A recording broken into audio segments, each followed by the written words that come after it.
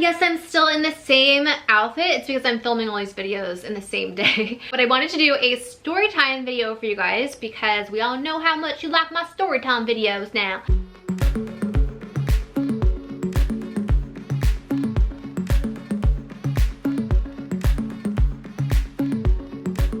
Today's story time is going to be about my ex.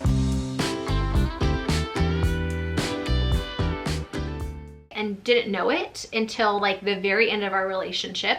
Although there were tons of red flags, I just was in love with him, and so I brushed them off and didn't think about them. And that happens in relationships. People that we're with could be doing like not so nice things to us, but we love them, and so we kind of let them go. And sometimes we let them go too long, and things and shit goes real bad real fast, and shit kind of hit the fan. And basically I'm gonna tell the story. I guess I have to kind of preface the story by rewinding a little bit and telling you guys about my ex-boyfriend. But before I do, shameless self promo, because this video, along with majority of my videos, are not monetized by YouTube. So in order for me to continue doing YouTube, we have things like Patreon, which is a place where you can pay money to support your favorite YouTubers, and you get kind of bonus video footage and extra goodies and stuff over there. I also have a 30-day life transformational workshop over there where I basically show you how to go from where you are to where you want to be, and to be like super successful and happy, whether that's like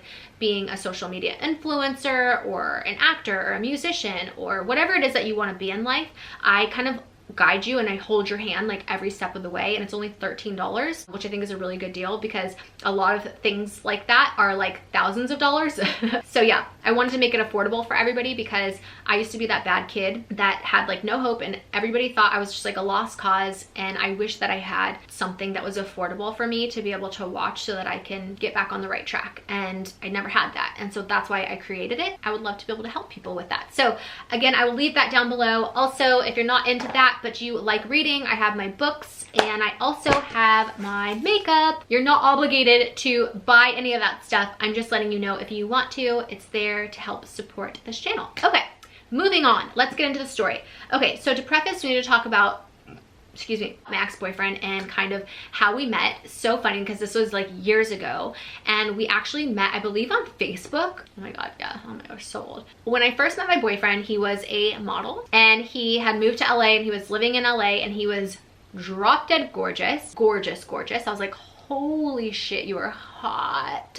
And he ended up being really cool too, and so we ended up dating like right away. So this model boyfriend of mine, who I fell in love with very fast, was very cool. He was just fun to hang out with, and what was also really cool is that he was kind of like a trust fund kid. He never like really worked, or he never like went on auditions, he never like went on casting calls. He kind of just like hung out all the time because, again, he was like a trust fund kid, and his parents had a lot of money, or actually it was his stepdad that had a lot of money. Well, actually his dad was a doctor also, so like his parents technically had a lot of money, and they just like paid for everything for him. So he never really had to work, and I worked, but I also was like going to school at the time, and so it was really cool because we would like hang out all the time. We kind of had like the same schedules, and most people do not have a schedule where they could just like stay at home and like do whatever the fuck they want all the time. So that was really cool. We were together for, I believe, 4 years. And throughout our relationship, he started like slowly declining, and I guess it happened like over a long period of time, so I didn't really see it. And when you live with someone, you don't really notice things as much as if like you know, saw them for the first time in like, you know, a few years or something. This is where it gets good. Let's just speed up this story. So after a while, my boyfriend had been acting just like really weird. There were a lot of red flags for me. He stopped wanting to have sex with me, which I thought was just like really weird, and I wasn't used to that. Like, I don't think I've ever been denied sex before other than by him. I was so confused. I was like, wait, what? Like, you don't want to have sex with me? Like, what is going on? And he was my boyfriend, you know? So I was like, do you not love me anymore? Like, are you cheating on me? Like, I literally thought he was cheating on me because he started just like acting really weird, and we started getting in a lot of fights. And this was when I lived at my Winnetka house, you know, the haunted house that you've maybe heard some of my story times about. And we had a back house, and then we had like the main house that had 3 bedrooms. We were fighting so much that he moved into the main house and I was in the back house. Just stuff like that was happening. We were still dating, you know, so I still wanted to like have sex with him, and he wouldn't want to have sex with me. And then I started to like notice that he didn't look very good. He almost started looking sick, and I was like really worried about him. I thought like, oh my god, like does he have like cancer? Does he have MS? I literally thought there was something like medically wrong with him, because he never wanted to like go out or do anything. He was just like all in his room all the time. He was always tired, like he was like falling asleep in the middle of conversations, really fucked up stuff. And I was really worried about him, and I called his mom. I remember calling his mom. His family lives in North Carolina or South Carolina, North Carolina, I don't know, one of the Carolinas. I don't want to say his name, obviously, for privacy reasons. We'll call him Jack. Jack's not doing well. Like, I think that he's sick. And she's like, well, what do you mean? I said, I don't know, but I think that there's something wrong with him. I think that you should come down here, or we should bring him to you and get him to a doctor. His mom was like kind of weird. She was really sweet, but like she was like almost in denial that there was something wrong with him, even though she had never, like, hasn't seen him in a really long time. Also, I should let you guys know that his older brother, who he was very close with, passed away before we were together. And they say it was like he died in his sleep from like a heart attack or something like that, but they didn't really talk about it with me too much, and I never pried, obviously. I didn't realize it. I just thought like it was like a freak thing that the brother like passed away. I think the mom maybe had some issues with that, and also I know Jack had issues with it because, you know, he was very like depressed a lot about that. And the mom, I think, was kind of just in denial, thinking that her only other son had anything wrong with him because, you know, what had happened to the brother. So I think that's why she was kind of like weird with the whole situation. But it wasn't until I found out from my friend, one of my other friends, who had just got out of rehab, and she had called me and was like, yeah, how is Jack doing? And I was like, what do you mean, how is Jack doing? I thought it was really weird that she was asking me about him. She was like, he was being really weird with my dealer. Wait, what?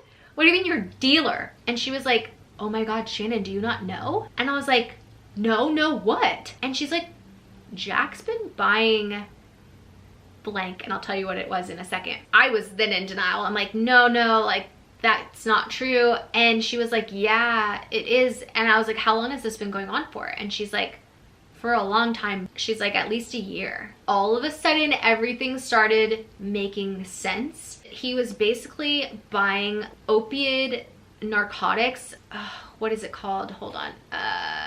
What is it called? Oh my god, I'm so not cool with the drugs these days. Hold on, I have to look it up to remember what it's called. It's like morphine in a pill. Okay, Oxycontin, that's what it was. He was basically buying Oxycontin from my friend who just got out of rehab's drug dealer. First, I'm thinking like, wait a second, why is she just getting out of rehab and talking to her dealer? And how in the fuck did my boyfriend get my friend's drug dealer's information all behind my back? Like, how did I not know about this? So get this, my boyfriend knew that the drug dealer was friends with my friend, but he also knew that I didn't talk to her like every day all the time. We weren't super close. So basically he was telling the drug dealer that he was buying Oxycontin for me and him to do together. And so my friend, I keep wanting to say her name, but I'm trying to respect people's privacy. So she just thought like I was doing Oxycontin with my boyfriend this whole time for like over a year, and never said anything to me about it. Like, it was no big deal. But then again, we were hanging out when I was doing porn, and I was drinking a lot. And this was like before this time, because I had stopped drinking for a while. But she just remembers me like drinking all the time, and she would take like Xanny bars. Like, everyone was doing drugs all the time, right? Like, I just never did them. Like, I would literally be in hotel rooms with people doing like a ridiculous amount of cocaine and like taking pills and like injecting their dick with like all kinds of stuff. I've seen some shit go down in my time. I just am not judgy and I don't really care. I just never did it. My thing was drinking. I guess she just thought like, oh, she stopped drinking and she started doing Oxycontin with her boyfriend. And so she thought my boyfriend was buying Oxycontin for the both of us, and that I knew about this. So she never said anything to me about it. So when she called me and she's like, is Jack okay? I was like, what do you mean? She had just realized that like he was lying and just didn't want me to know. And I'm just now, and literally after a whole year, he had been hiding that he was doing Oxycontin. But it all started to make sense. Like all the symptoms, him not looking well, like falling asleep during conversations, like everything just like fucking made sense, right? But I don't say anything to him. But I do call his mom, because let me tell you why. You're probably like, Shannon, you're such a rat. I'm not. I just know that he needs help. And so I call his mom because I love him and I care about him, and I want to know what she thinks I should do, because she's very far away, and I don't know if like we should do like an intervention and get his family to come down and like help him, because obviously like he was not just like doing it recreationally, like here and there. It was becoming like a problem, and he was starting to not look well. And so I was very worried about him, and I also was very concerned for his life. You know, I didn't want him to like die from overdosing on drugs. And when someone is falling asleep during a conversation and literally like this, like drooling on the table in the middle of like the daytime, that's not good. So I called his mom. His mom got mad at me, like when I called her and told her this, and she's like, that's not true, that's not true, he's fine.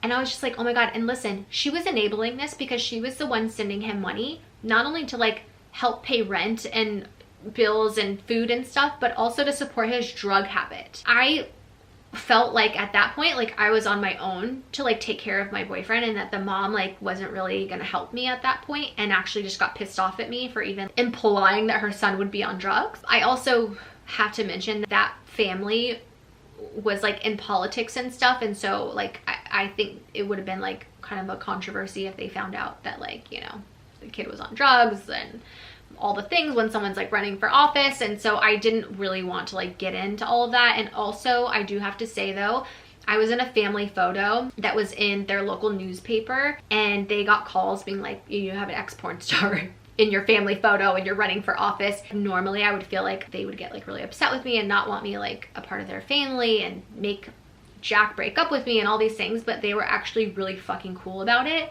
Didn't make me feel bad. And they also knew I wasn't doing porn at the time, and I was actually in nursing school during like in off and on during this time. And so they were super fucking cool with me. This is like the stepdad and the mom, and like very like accepting and like loving, and brought me in their home. This is a thing, I don't want people to think they're like bad people, because they weren't. I think that they were just kind of in denial. And so at this point, like I felt like I was on my own to take care of him. And so I ended up talking to him, and we were able to not get him into rehab because he wasn't willing to do that, but he was willing to go to a place where they give you like Suboxone, I think it's called, which helps you get off opiates. And it was like kind of like an outpatient thing, like where he would go to. But I also have to tell you something that I haven't told you yet, which is a very key factor in this video. And that is, during this time, I was not drinking because I was on pain medicine also. I was not on Oxycontin. I was on Norco, which is a drug that's like not as strong for my back pain. If those of you guys that don't know, I broke my back in a car accident when I was really young. I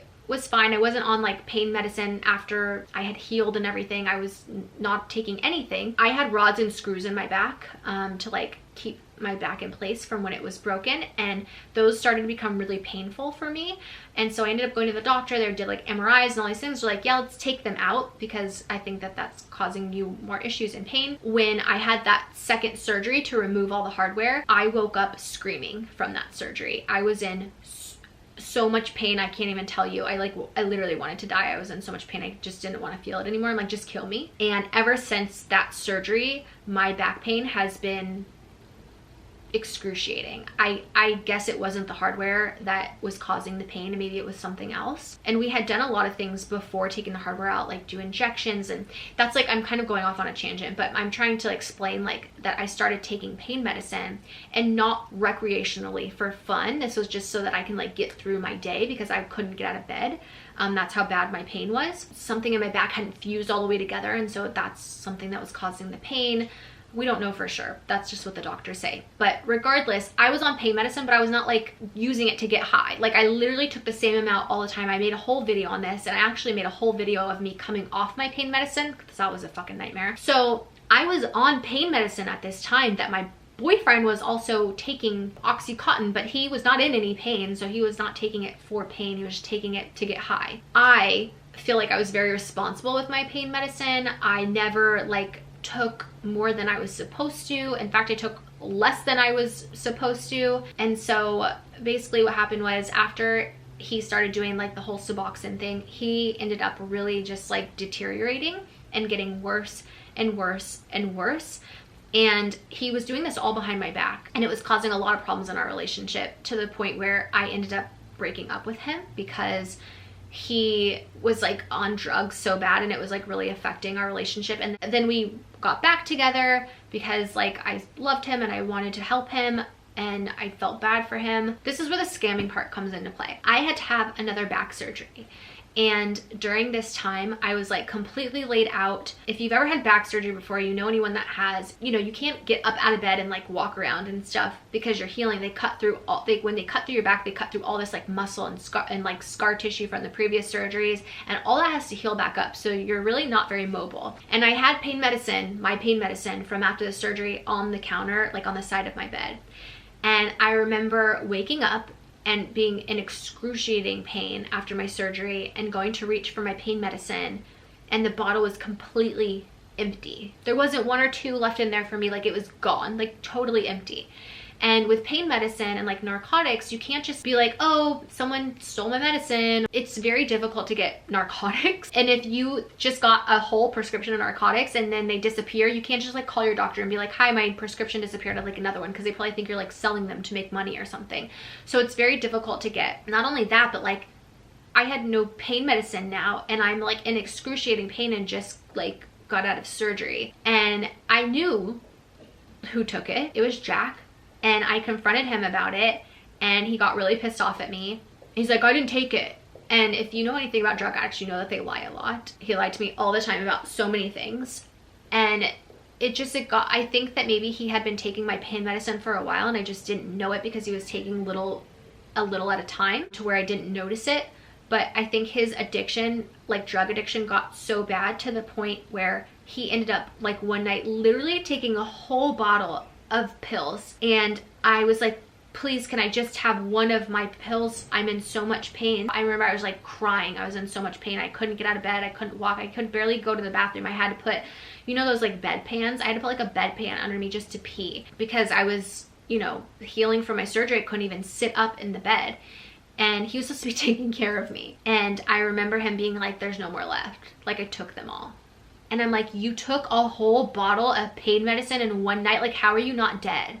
You know what I mean? I'm like, no, you would be dead. Like, please just give me one. You know, I'm like crying, like begging and pleading with him to give me my pain medicine because I'm hurting so bad. And he's like, I took them all. It was at that point that I was like, okay, like, we're done. Like, I can't do this anymore. And I remember, like, even after this, my mom had to come and give me some of her old pain medicine. And like, it was just like such a fucking nightmare, you guys, that we ended up breaking up. And I told him, like, I'll get you home. Like, I will drive you to North Carolina. On the way, this is like, you know, a little while after I convinced him to like move home finally, because he was just like not doing well at all. And on the way, driving him, I had pain medicine. I would have to hide it from him, which is like ridiculous. I remember one night being in a hotel on the way driving him back to North Carolina, and him doing the same thing. I fell asleep and he literally rummaged through all my stuff, found my secret hiding spot for my pain medicine, ended up taking the whole bottle again. So I guess you wouldn't really say like he was scamming, but he was stealing from me because his drug problem was so bad. The next morning when I went to go take my pain medicine again, finding an empty bottle, and knowing that it was him, because there's literally no one else, and he knew that I was gonna find out, but he was so sick in his addiction that he just either didn't care or, you know, was so far like gone into it. I don't know, but it was really bad and really dangerous. And I told him, I can't support you doing this anymore. Like, I can't do this. You're gonna die from this, and I don't want to be a part of it. And so I ended up leaving him and being like, you're on your own the rest of the way. And I left him. And he ended up getting back to North Carolina fine, because I called his mom because I was worried about him and wanted to make sure he got there. And he did. That's basically how my boyfriend scammed me. He kept stealing my pills and was stealing my pills probably the whole time that we were together. And I just didn't know it until it got really bad. I hope you guys enjoyed this story time. If you or anyone you know has any sort of drug problem, there is help.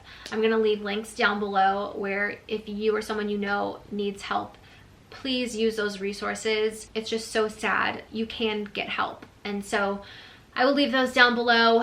Moral of this story is, don't date drug addicts. And if you happen to find yourself dating a drug addict and you didn't know and you're finding out in your relationship, please, please, please get that person help sooner rather than later. Do everything that you can. I know that it's really hard when someone's on drugs because everyone around them wants to help them, but if they're not willing to get help themselves, there's really not a lot you can do. So just do the best you can. Try to do interventions, try to get them into rehab, try to get them help. I know this is kind of weird because I'm married now, but I'm almost wondering like if I should reach out to him and see how he's doing, or maybe reach out to his mom and see how he's doing, so I can kind of give you guys like a follow-up story on where he's at now, because it would be really cool to be able to have like a happy ending to this story. So let me know. Yeah, anyway, just wanted to share that video with you guys. Thank you so much for watching. I'm sending you all my love and all my positive energy, and I hope to see you in my next video. Mwah!